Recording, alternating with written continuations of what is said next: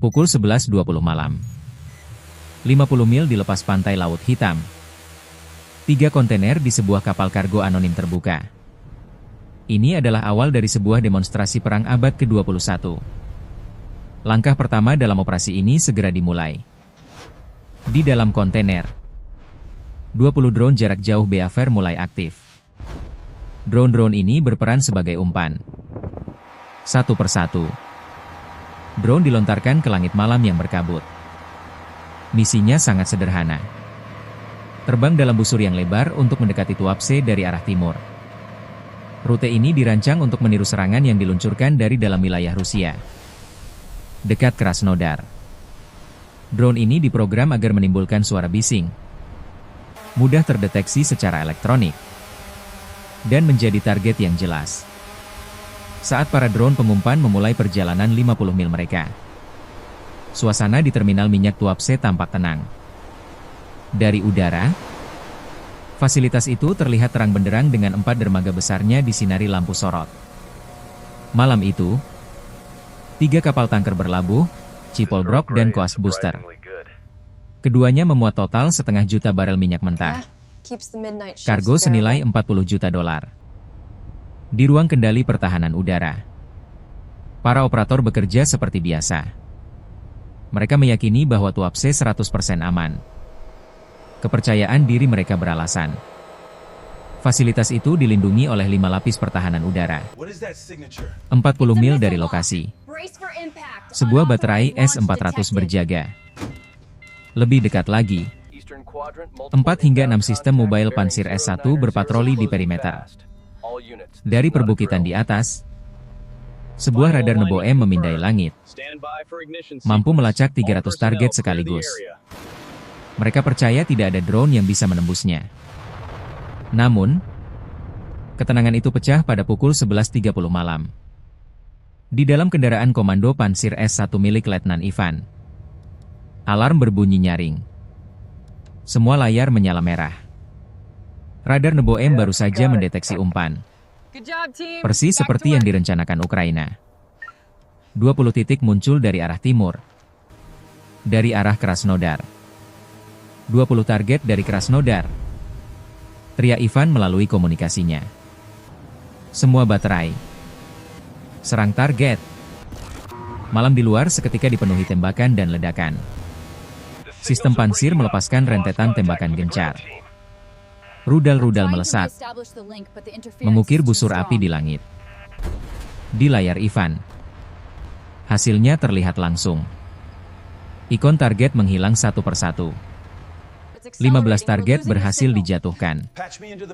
Sorak-sorai terdengar di jaringan komunikasi.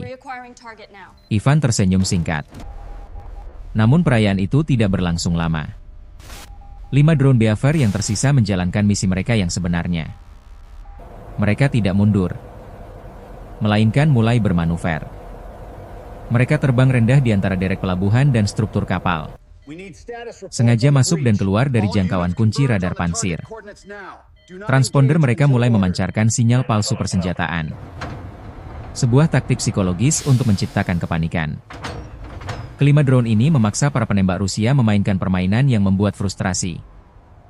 Pukul 11.40 malam. Suasana di dalam kendaraan komando Letnan Ivan sangat tegang.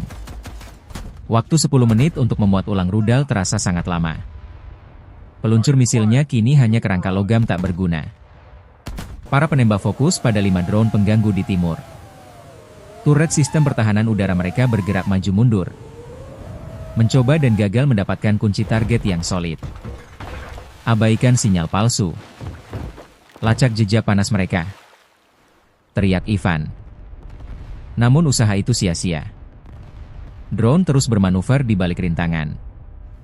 Kemudian, alarm baru yang lebih tajam berbunyi. Sebuah peringatan prioritas. Di layar utamanya, 5 titik baru muncul. Melesat cepat dari arah selatan. Drone-drone ini berbeda. Mereka terbang dalam formasi V yang rapat dan agresif. Memancarkan gelombang kebisingan elektronik untuk mengganggu sensor penargetan. Mereka datang untuk menyerang. Ivan kini terjebak dalam skenario terburuk bagi seorang komandan. Ia tidak punya rudal. Meriamnya terkunci pada target pengalih di timur. Dan ancaman baru yang lebih mematikan mendekat dengan cepat dari selatan. Ia memiliki beberapa detik untuk membuat pilihan yang akan menentukan nasib seluruh fasilitas. Ia membuat keputusan yang diharapkan oleh Ukraina. Meriam. Semua meriam. Abaikan target timur. Pindahkan tembakan ke sektor selatan. Serang. Perintah itu butuh 5 detik untuk dieksekusi saat turret meriam 30 mm berputar dari timur ke selatan. Dalam jeda waktu itu, drone selatan sudah 328 kaki lebih dekat. Akhirnya, 8 aliran peluru penjejak 30 mm merobek udara, menciptakan dinding timah panas ke arah penyerang. Drone selatan langsung membubarkan formasi, menyebar untuk menghindar. Para penembak Rusia, meskipun menghadapi gangguan elektronik, menunjukkan profesionalisme mereka. Drone terdepan terbang lurus ke arah tembakan dan hancur berkeping-keping. Drone kedua tertangkap oleh 2 aliran tembakan dan menguap dalam sekejap. 2 drone lainnya terkena tembakan dan jatuh ke perairan dalam bola api. Itu adalah pertahanan yang brutal dan efektif. Mereka menghentikan 4 dari 5 drone. Dalam pertempuran biasa, itu adalah kemenangan telak. Namun dalam serangan kawanan, tidak semua drone harus berhasil menembus. Cukup 1. Pecahan dari drone yang hancur menghujani dek kapal tanker Chai, merobek sebuah selang hidrolik. Semburan kabut yang mudah terbakar tersulut menjadi obor setinggi 60 kaki. Dampaknya secara fisik kecil. Hanya ledakan teredam dari sisa bahan bakarnya. Namun secara strategis, ini adalah pukulan telak. Percikan api langsung menyulut cairan hidrolik yang menyembur ke udara. Tiba-tiba, nyala api oranye terang meletus di dek tanker, menjadi suar di tengah malam. Kepanikan mutlak menyebar di jaringan komunikasi Rusia. Kapal tanker terbakar. Saya ulangi. Kapal Chai terbakar. Tim pemadam kebakaran bergegas. Otoritas pelabuhan meneriakkan perintah pengendalian kerusakan. Seluruh struktur komando, dari Letnan Ivan hingga komandan pelabuhan, kini sepenuhnya terfokus pada kebakaran di atas air. Di kapal kargo anonim yang berjarak 50 mil, para operator Ukraina mengamati gambar termal. Mereka tidak bersorak, hanya mengangguk. Jebakan itu kini telah terpasang dengan sempurna. Dan pada saat itulah, pukul 11.50 malam, para penyerang sesungguhnya tiba. 35 drone Liuti dari gelombang ketiga, yang telah diluncurkan jauh sebelumnya, kini memasuki fase serangan terminal mereka. Mereka adalah ancaman senyap yang muncul dari laut. Mereka terbagi menjadi 2 kelompok. 20 drone berbelok jauh ke barat. 15 lainnya masuk dari selatan. Kali ini, seorang operator di kendaraan Tor M2 melihat mereka. Beberapa kontak di ketinggian rendah. Kecepatan tinggi. Sektor barat. Teriaknya. Suaranya memecah kepanikan. Ini bukan pengumpan. Ulangi. Ini bukan pengumpan. Letnan Ivan, yang sistem pansirnya akhirnya selesai diisi ulang, tersentak. Ia memukul konsolnya. Semua unit, serang target barat. Tembakan semuanya. Itu adalah pertempuran jarak dekat yang kacau di dalam gelap. 2 sistem pansir paling barat berputar dan melepaskan seluruh salvo 12 rudal. Tetapi drone Liuti terlalu dekat dan terlalu cepat. Mereka mendeteksi peluncuran rudal dan melakukan manuver menghindar yang telah diprogram. Langit dipenuhi ledakan saat rudal meledak, mengubah udara menjadi badai pecahan baja. 4 drone Liuti hancur di udara. Sayap drone kelima robek dan jatuh ke laut. Drone ke-6 rusak. Mesinnya mati. Tetapi AI-nya mengunci permukaan kendalinya, memaksanya untuk melanjutkan penyelaman terakhirnya. Sekarang giliran meriam. Meriam 30 mm dari Thor M2 dan Pansir melepaskan tembakan, menciptakan dinding peluru penjejak di atas air. 3 drone Liuti lagi hancur. 8 drone jatuh. Tetapi 12 lainnya masih melaju. Pukul 11.53 malam. 12 drone yang selamat dari kelompok barat menukik. Mereka mengabaikan tembakan dan ledakan. Mereka memiliki satu target, bagian bawah dermaga 1 dan 2. Tepat di atas garis air. Hulu ledak seberat 110 pon mereka meledak dengan serangkaian dentuman keras. Saat Ivan menatap laporan kerusakan di layarnya, serangan dari selatan dimulai. 15 drone Liuti dari selatan menggunakan taktik yang berbeda. Mereka terbang lebih rendah, menggunakan kapal tanker Chai yang terbakar sebagai perisai untuk menutupi pendekatan mereka dari radar. Setelah melewati tanker, mereka muncul hanya beberapa detik dari tumbukan. Sistem Pansir dan Thor yang tersisa, yang masih fokus ke barat, bergegas bereaksi. Turret mereka berputar dengan sangat lambat. Mereka hanya punya waktu untuk satu tembakan meriam terakhir. 1 drone terkena. 1 lagi terserempet dan keluar jalur, menabrak sebuah gudang. 2 lagi jatuh, tetapi 13 berhasil lolos. Mereka menabrak bagian bawah dermaga 3 dan 4 dengan presisi yang sama. Pukul 11.55 malam.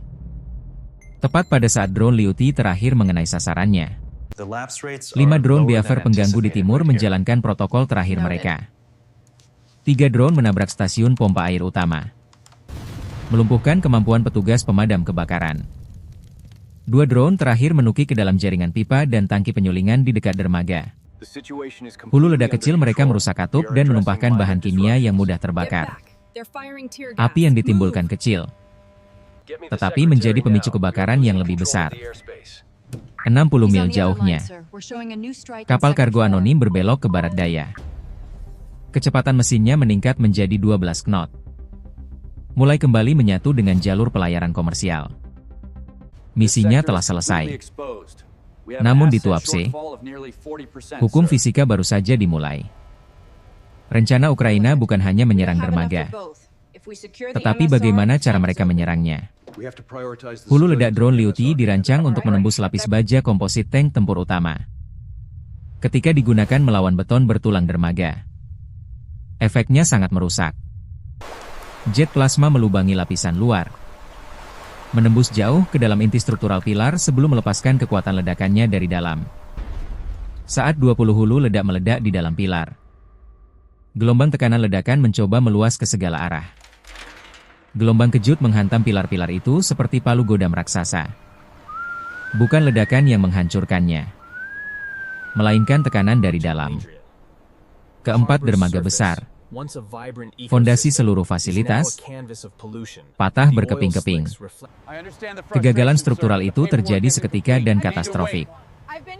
Dermaga sepanjang 1000 kaki itu runtuh ke laut dengan suara gemuruh yang memekakan telinga.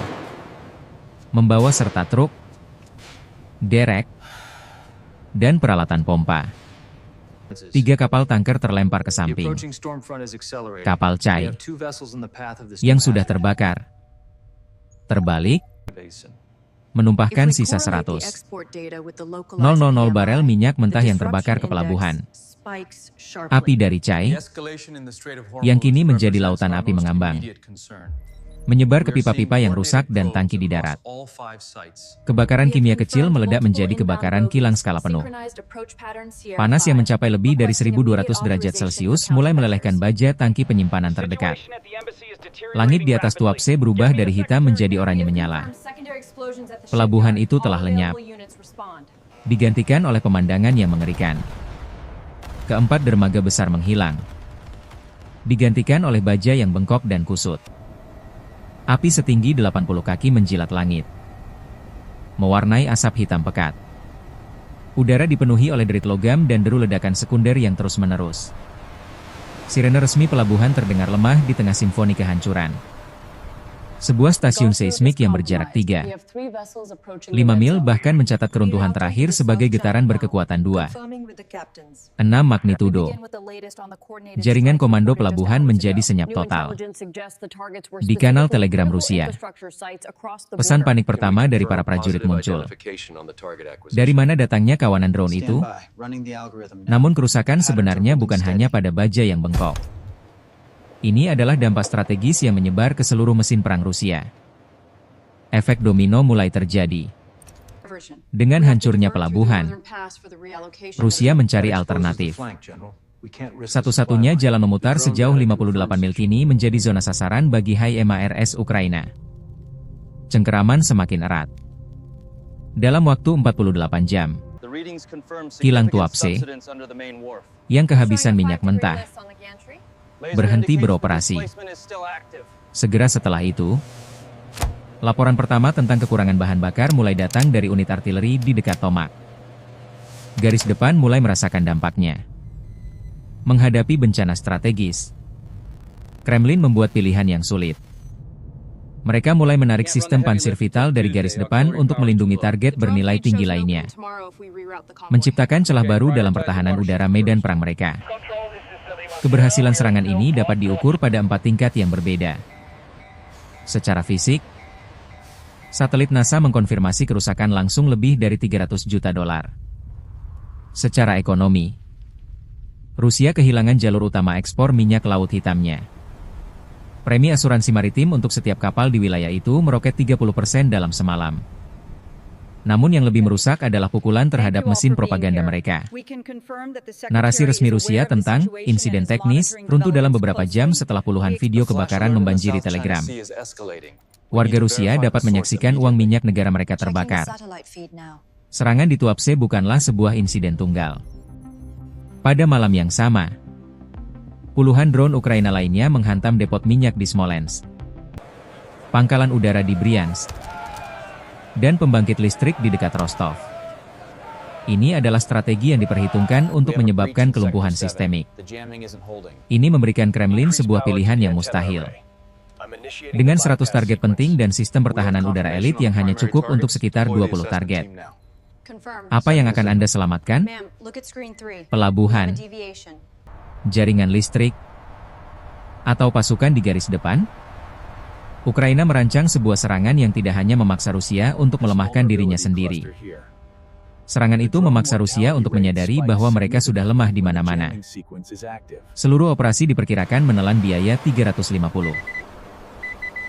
dolar dalam bentuk drone.